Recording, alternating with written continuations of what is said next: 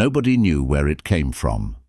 One morning, people woke up and found it standing in the middle of the town square, not attached to a building, not connected to a wall, not supported by anything, just a door, a perfectly ordinary wooden door standing completely by itself. At first, people thought it was some kind of art project, a prank, a publicity stunt. Someone laughed and tried to push it over. It wouldn't move. A construction crew brought equipment to remove it. The machines broke down before reaching it. Scientists arrived. Engineers arrived. Police arrived. Nobody could explain it. The door simply existed, as if it had always been there. And yet, everyone knew it hadn't. Then, someone noticed the words. 7 words carved neatly into the wood, words that would change everything. You may enter only once, nothing more. No instructions, no warnings, no explanation, just those 7 words. The town became obsessed. People traveled from every corner of the world to see it. The square filled with reporters, professors, tourists, philosophers, priests, skeptics, and dreamers. Entire documentaries were made about it. Books were written, arguments erupted daily. What was behind the door? Nobody knew, because nobody wanted to be the first.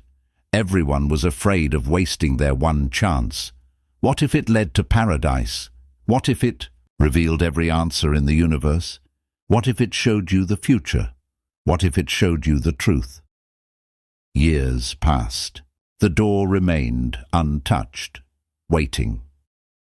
Then, one cold autumn morning, an elderly woman approached it. She was 83 years old. No cameras followed her. No speeches were made. She simply walked through the crowd, placed her hand on the handle, and opened the door. The world held its breath. The old woman stepped inside. The door closed. Silence. 1 second passed, then 10, then 30, an entire minute. People stared. No one moved. Then the door opened again. The woman stepped out. Tears streamed down her face. Yet she was smiling. The kind of smile people wear when they've finally found something they've spent their entire life searching for. Reporters rushed forward. Questions flew from every direction. What did you see? Where does it go? What's behind it? The woman looked at the crowd. She opened her mouth, then stopped. For a moment she appeared confused, almost frustrated, as if she desperately wanted to answer. Finally she whispered, "I understand now." Then she walked away. That was all. No explanation, no details, nothing. The mystery only grew. Within months others entered. A young man, a scientist, a musician, a priest, a criminal, a child. Each returned changed. Some came back laughing, some returned crying, some stared at the sky for hours afterward. One man quit his job the same day. Another reunited with his family. A woman sold everything she owned and disappeared into the mountains. But every single person shared one thing in common. None of them could explain what they saw. Not because they refused, because they genuinely couldn't. Every attempt failed. One person compared it to trying to describe a color that doesn't exist. Another said it felt like remembering something they had never known. A mathematician spent 3 years trying to create an equation for it. He eventually gave up. His final statement was simple. There are no numbers for what exists behind that door. As the years passed, the door became part of the town. People built their lives around it. Children grew up beneath its shadow. Entire generations debated whether they should enter. Some rushed through immediately. Others waited their entire lives. And among those who waited was a man named Daniel. Daniel became fascinated by the door as a child. He visited it every week, then every day.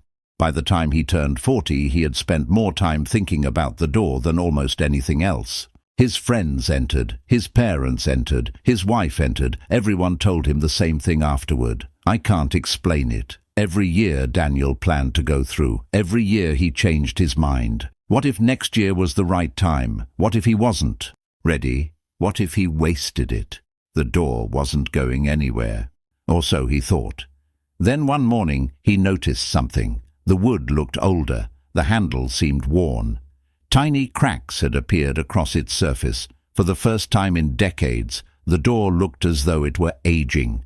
Fear gripped him, not fear of entering, fear of losing the chance. For weeks he couldn't sleep. The question followed him everywhere. Finally, on a rainy afternoon, Daniel made his decision. He walked to the square. The crowd parted. They all knew what was happening. His hands trembled as he approached. The old wooden door stood silently before him, waiting, exactly as it had waited for everyone else. Daniel reached for the handle. For one brief moment he considered turning around, returning tomorrow, returning next year, returning someday. Then he realized something. Someday is where dreams go to die. He grabbed the handle, turned it, and opened the door.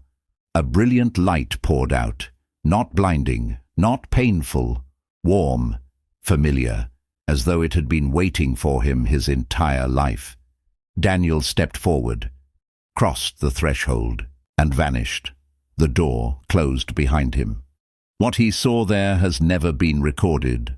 No camera captured it, no witness observed it, no words were ever spoken, because some mysteries aren't meant to be explained, only experienced, and for the first time in his life. Daniel understood why nobody could ever describe what waited behind the door that appeared only once.